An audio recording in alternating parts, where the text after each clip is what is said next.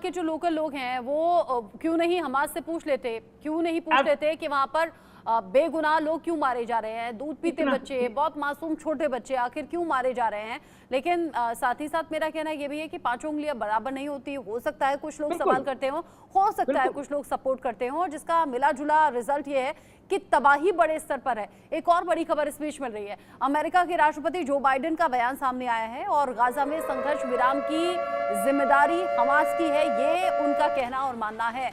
वो कह रहे हैं कि बंधकों की रिहाई पर बात करे हमास, तभी आगे कुछ हो सकता है।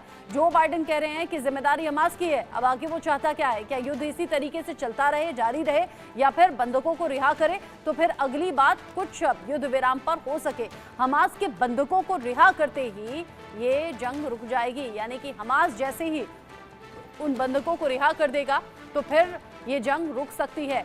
बड़ा इंडिकेशन जो बाइडेन की तरफ से दे दिया गया है, लेकिन सवाल बड़ा ये तेजेंद्र सर कि हमास अब करेगा क्या? अगर वो युद्ध रोकना चाहता तो क्या पहले नहीं रोक देता? यस, अमेरिका के प्रेसिडेंट ने ये कहा, लेकिन हमेशा ही दोगली बातें रहती हैं। उन्होंने कहा कि कल को ही सीज फायर हो जाएगा अगर हमास सारे हॉस्टेजेस को वापस कर दे। इधर इजराइल ने कहा कि मैं परमानेंट सीज फायर नहीं करूंगा जब तक हमास का खात्मा ना कर लूं। अब देखिए, आज तक जो नैरेटिव चलाए गए, ऐसा नहीं है कि जो मैं उसमें चेंज बताने वाला हूँ वो ही सही है, लेकिन मैं जिक्र करना चाहता हूँ 1971 में हिंदुस्तान से एक गलती हो गई। हमने बांग्लादेश तो बनवा दिया ईस्ट पाकिस्तान का, लेकिन वेस्ट पाकिस्तान में सीज फायर कर दिया। उन दिनों में चिल्लाते थे हमारे लोग कि कुछ दिन और तो चलने देते इस बलिदानी दौर को और लगे हाथ निपटा ही देते पिंडी और लाहौर को। उन्होंने कहा कि सांप को आप कितना भी मारो, लेकिन अगर उसके फन को जिंदा छोड़ दिया तो वो प्रॉब्लम करेगा। अब आप ये देखिए कि पूरी दुनिया में केवल वेस्ट एशिया है जिसके अंदर सबसे ज्यादा आतंकी संगठन भी है और आतंकी हमले भी होते हैं। उस वेस्ट एशिया के एक छोर पर इजराइल है और दूसरे छोर पर भारत है। हम दोनों की एक जैसी समस्याएं हैं। अब इजराइल का ये कहना है कि जब मैंने 22 में से 17-18 बटालियन को न्यूट्रलाइज कर दिया है, अब अगर मैंने 3-4 बटालियन को छोड़ दिया तो सांप का फन फिर जिंदा रह जाएगा। लिहाजा मैं हमास के खात्मे तक ये जारी रखूंगा। और ये बिल्कुल सही बात कही जहाँ साहब ने कि जो वहाँ के पैलेस्टीनियन हैं, अगर वो हमास के सपोर्टर नहीं है, अगर वो हमास नहीं है, तो उनमें से 50 ने भी उठ के ये कहा क्या कि हमास आप जो है रिफ्यूजीज को छोड़ दो, या आपने जो 7 अक्टूबर को किया था वो गलत किया था। एक ने भी नहीं किया। अब इसमें क्या करें? अब ये तो हम मानते हैं कि जो वहाँ पे कैजुअलिटीज हो रही है बहुत गलत है, बच्चों के साथ जो हो रहा है बहुत गलत है। वहाँ के लोग जो है वो 8-8 बार विस्थापित किए जा चुके हैं। पर कुल मिला के जब युद्ध होता है तो युद्ध में इमोशंस काम नहीं करते।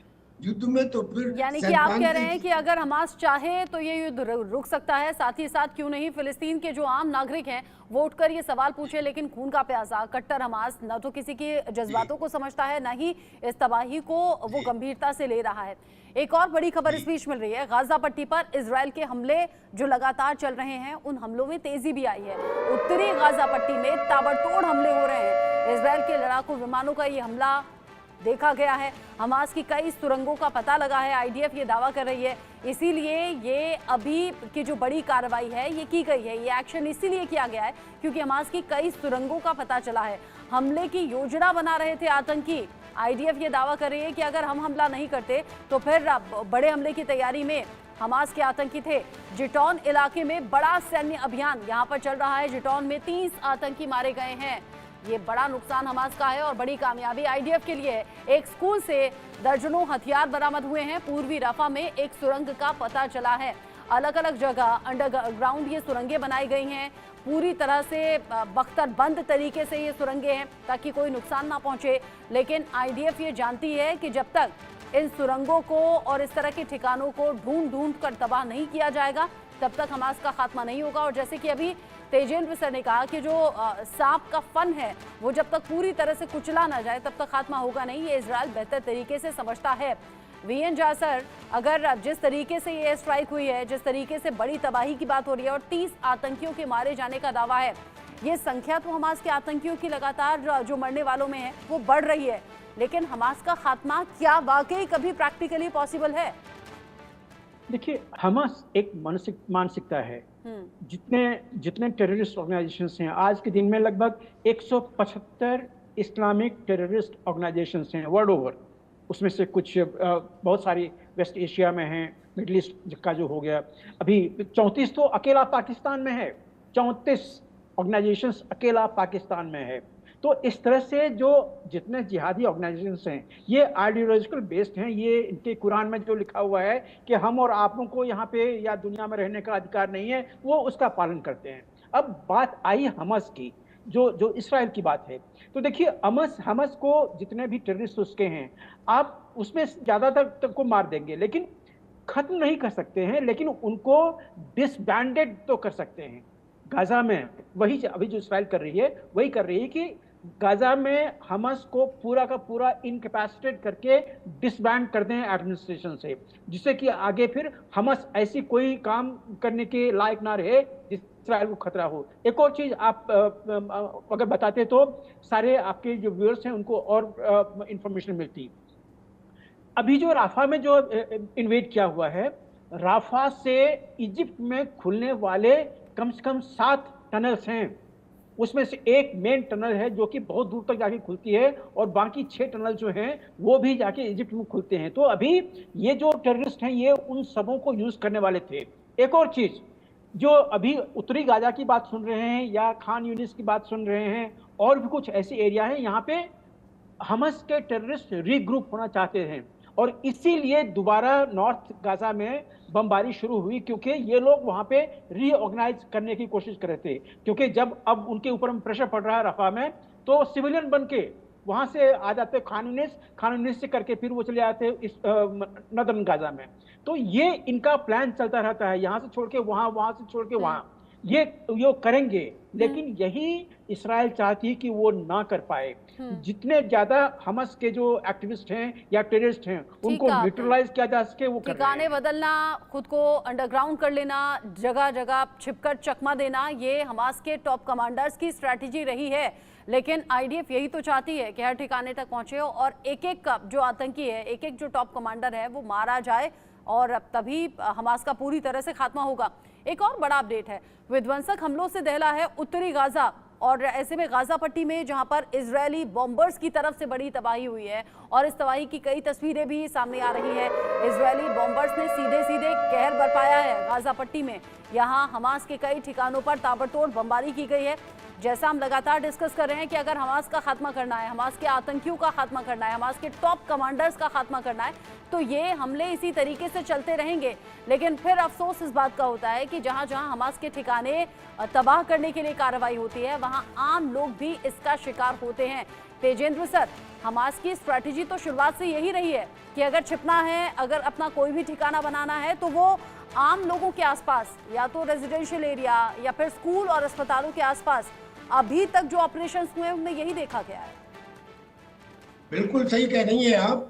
हमास ने अपने लॉन्चिंग पैड या तो अस्पताल में बनाए, या मस्जिदों में बनाए, या स्कूलों में बनाए, और तो और अब उसने मैटरनिटी वार्ड में रखा, एक्सरे रूम में रखा। ये सब चीजें सबके सामने आ चुकी है। मेरा अब कुछ और कहना है, ये सीज फायर अगर अब तक हो गया होता तो हो गया होता। अब मुझे नहीं लगता कि ये सीज फायर जल्दी होने वाला है, अमेरिका चाहे जितना कहे।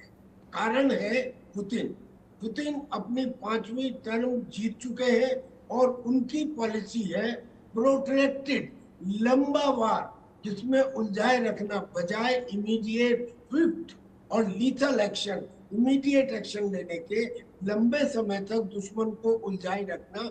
जैसे उन्होंने अमेरिका को यूक्रेन में उलझा रखा है, ऐसे ही वो अब अमेरिका को इजराइल और हमास के युद्ध में उलझाना चाहते हैं। और यही कारण है कि हुती हो, हमास हो या हिजबुल्लाह हो, अब तक उनको ईरान के हथियार मिल रहे थे, अब उनको रशियन हथियार भी मिल रहे हैं। और जब रशियन हथियार मिल रहे हैं तो बहुत मुमकिन है कि उसमें नॉर्थ कोरिया के हथियार भी आ जाए।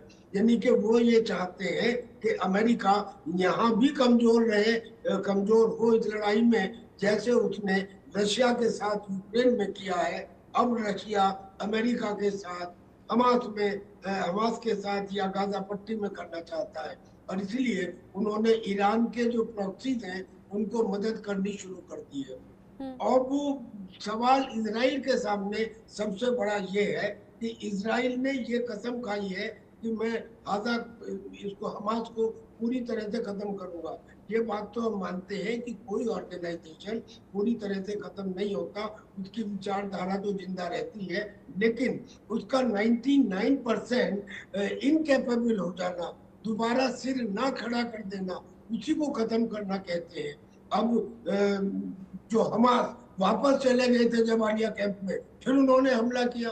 ऐसे ही अमेरिका ने मना कर दिया था कि मैं करीब 4000 बॉम्ब उसको देने वाला था इजराइल को, रोक दिए। मगर रोकने के बाद अब वहां पे इलेक्शन होने वाले, रिपब्लिकन पार्टी ने कहा।